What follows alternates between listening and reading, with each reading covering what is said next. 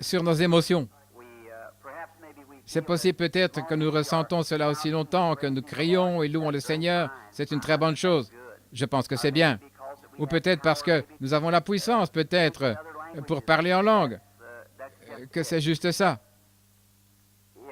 Mais si cette Église de Philadelphie m'accepte tout simplement comme un serviteur de Dieu et m'accorde, aimeriez-vous savoir ce que je pense être le plus grand besoin de l'Église aujourd'hui? Aimeriez-vous? Là où je pense qu'il y a une déficience, il n'y a pas de travail d'âme.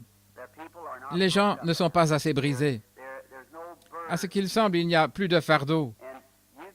Et donnez-moi quelqu'un qui est tellement brisé à cause des âmes perdues qu'il pleure tout simplement et désire ardemment qu'il y ait un réveil, au point qu'il ne sait plus manger, qu'il ne sait plus. Si vous lisez l'histoire du monde et l'histoire de la religion, vous découvrirez qu'il a toujours fallu ce genre d'esprit pour apporter un réveil. C'est juste. Quand Sion a éprouvé des douleurs ou est entrée en travail, je pense que c'est le meilleur mot, alors elle a donné naissance à des enfants. Vous devez être brisé. Il est question de l'atmosphère de la chose. Quand vous allez quelque part, il y a des discussions, vous entrez dans ce type d'atmosphère. S'il y a quelque chose dans l'Église, quelqu'un qui est désobéissant, qui se comporte très mal dans l'Église et qui cause des ennuis, vous ne serez jamais en mesure d'avoir un réveil aussi longtemps qu'il y aura ce genre d'atmosphère autour de vous. Et il faut que tout le monde... Si vous observez quand le Saint-Esprit est venu à la Pentecôte, ils étaient tous au même endroit, d'un même accord, attendant une promesse. Et quand on a une telle attitude, frère Bosé, alors le réveil viendra, c'est juste. Et aujourd'hui, nous tenons de nombreuses grandes réunions attrayantes qui durent, comme nous les appelons dans le Sud. Vous savez, c'est juste un terme qu'on utilise à la place de réveil. Mais je pense que c'est devenu simplement des réunions qui durent, c'est juste, au lieu de réveil. Car dans la nation, nous n'avons pas encore de réveil, d'après ce que je vois. Je ne vois pas. Quand nous aurons un réveil comme celui que l'on a eu lors du réveil du pays de Galles ou en Écosse, ou lors de ces réveils de l'époque de Wesley, quand il y a eu ce grand bouleversement ou un réveil mondial par John Wesley, je pense qu'à ce moment-là, nous aurons un vrai réveil. J'ai récemment remarqué dans mon ministère, les gens, ceux qui sont remplis de l'esprit, mais ils regardent pourtant ce que Dieu fait, les signes ou quelque chose qu'il accomplit, et les gens restent assis et disent, « Eh bien, c'est très bien. » Et vous verrez donc Dieu faire quelque chose d'autre. Et les gens disent, « C'est très bien, nous apprécions ça.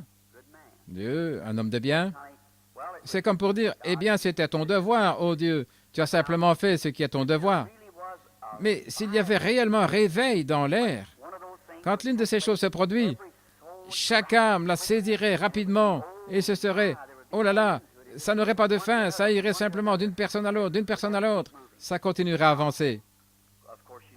Bien entendu, vous savez, je suis un Américain comme vous. Mais en Afrique, où c'est censé être un pays des païens, ça devrait nous rendre plutôt honteux de voir comment ils reçoivent l'Évangile. Quand ils ont vu une seule chose surnaturelle s'accomplir, 30 000 personnes ont reçu Christ comme leur sauveur personnel en une seule fois. C'était des païens. 30 000 païens. On ne se posait pas de questions du tout. C'était tout simplement réglé. Et maintenant, je vous assure, je pense que notre peuple s'est trop appuyé sur l'instruction, la théologie et tout, et a laissé ces choses prendre la place de l'esprit. Permettez-moi de vous dire ceci en passant. Je pense qu'il s'agit d'Ézéchiel chapitre 9. J'en suis vraiment certain, je peux me tromper. Je sais que je suis tout à fait sûr. Il s'agit d'Ézéchiel 9.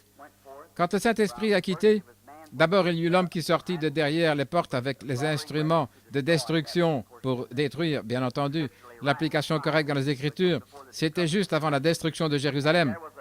Et un homme en robe blanche et portant un écritoire à la ceinture s'était avancé. Et il reçut de Dieu la commission de parcourir la ville. Maintenant, écoutez ceci. Et de faire une marque sur le front, le scellement du Saint-Esprit, une marque sur le front de chaque homme ou chaque femme qui soupirait et gémissait à cause des abominations qui se commettaient dans la ville. J'aimerais juste vous poser une question. S'il parcourait Chicago ce soir, dans combien de maisons trouverait-il ce soir ce genre de foyer-là avec des gens étendus là, sanglotant pour qu'il y ait un réveil. Des gens qui sont dans un tel travail d'âme, qui ne sont plus en mesure de supporter, ils ne savent tout simplement quoi faire. Je me demande combien de gens il marquerait ce soir à Chicago, dans cette ville de près de 5 millions d'habitants. Qui marquerait-il? J'imagine, on pourrait compter sur le bout des doigts, ne le pensez-vous pas? Des gens qui ont un tel fardeau. Et pourtant, c'était exactement, il ne devait marquer personne d'autre que cette catégorie de gens-là. Voyez-vous ce que je veux dire? Nous devons mûrir dans la présence de Dieu. Maintenant que le Seigneur vous bénisse, j'aimerais lire une portion de sa parole ici. Ma parole est juste comme celle de n'importe quelle autre. Elle peut faillir, mais sa parole ne peut pas faillir. Et maintenant, je crois que demain matin, je dois prêcher à l'école du dimanche. Je pense que c'est ça, à 11 heures, demain à 11 heures. Et puis je me demande,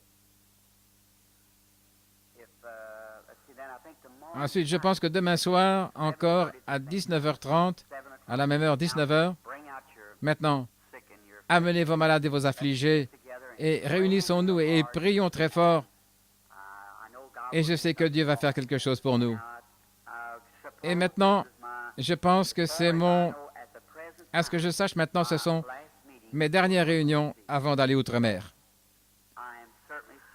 C'est pourquoi je sollicite certainement vos prières, vous, chers et merveilleux peuple de Chicago, que vous priez pour moi. J'en aurai vraiment besoin, comme plus que jamais auparavant. Et je crois que Dieu va faire de grandes choses pour nous outre-mer. Je suis sûr qu'il va le faire. Vous ne savez pas le bien qu'on ressent quand on se tient là et qu'on sait que l'on est défié en face par des oppositions. Mais au fond de mon cœur, je me dis, eh bien, bon, tant de gens avaient assisté aux réunions de Chicago, beaucoup d'entre eux avaient dit, certains d'entre eux sont en train de prier maintenant. Il y a forcément des gens là à Chicago qui sont en train de prier. Il y en a en train de prier à Miami, à Palm Beach. Il y en a quelques-uns ici en train de pleurer. Et quand je les considère tous dans l'ensemble, je suis alors sûr que je suis vraiment environné de prières. Cela vous rend très, très fort, je vous le dis. Vous direz en quelque sorte, maintenant Satan, regarde ici, je suis vraiment environné de prières. Je sais où on se tient. Vous êtes-vous déjà imaginé qu'à l'intérieur de notre corps, il y a un autre homme? Savez-vous ça? Qu'il y a un autre homme à l'intérieur de notre corps? Et c'est un homme esprit. Y avez-vous déjà pensé, frère Ryan? Oui, et que celui ici, dedans, l'homme intérieur, maintenant cet homme intérieur, s'il vient de Dieu, c'est l'Esprit de Dieu, est-ce juste? Qui est à l'intérieur de notre être. Or, mon doigt ne pourrait pas bouger sans que quelque chose le fasse bouger. Il est actionné par une intelligence ici, car la pensée est d'une façon subconsciente. Peut-être l'idée me viendrait, je ne suis pas obligé de penser à cela, ça semble tout simplement. Et c'est là-dessus que repose la foi. Maintenant, à vous qui êtes très malade, j'aimerais que vous saisissiez ceci avant que je lise les Écritures. Maintenant, depuis hier soir, je me suis plutôt détendu un peu et j'aimerais vous expliquer cela. Il y a une conscience et un subconscient. C'est juste comme si nous allions outre-mer par bateau et il y a un homme qui se tient juste ici et c'est lui qui donne les ordres. Cet homme descend ici en bas dans le bateau pour conduire celui-ci. Eh bien, il ne voit pas où il va, mais il reçoit tout simplement les ordres qui viennent d'en haut. Eh bien, maintenant, il dit, tourne à gauche ou à droite, ou mets plus de gaz, quoi que ce soit. Il obéit aux ordres. Et tout au-dedans, dans notre cœur, il y a le subconscient. Et il reçoit des ordres venant d'en haut. Vous m'avez entendu souvent à l'estrade. J'étais simplement en train d'écouter une bande d'une réunion à Owensboro l'autre jour au sujet d'une personne qui était estropiée et qui a été guérie. Et comment cela parlait, comment le Saint-Esprit parlait. Maintenant, ici en haut, cette conscience monte à l'estrade et dit, « Frère Branham, gloire au Seigneur, j'ai la foi. » Mais juste là en bas, cette autre petite conscience dit, « Eh bien, tu sais bien que tu ne l'as pas. » Eh bien, maintenant, si vous pouvez amener celui-ci et celui-là à être en harmonie avec celui-là, vous voyez, celui-ci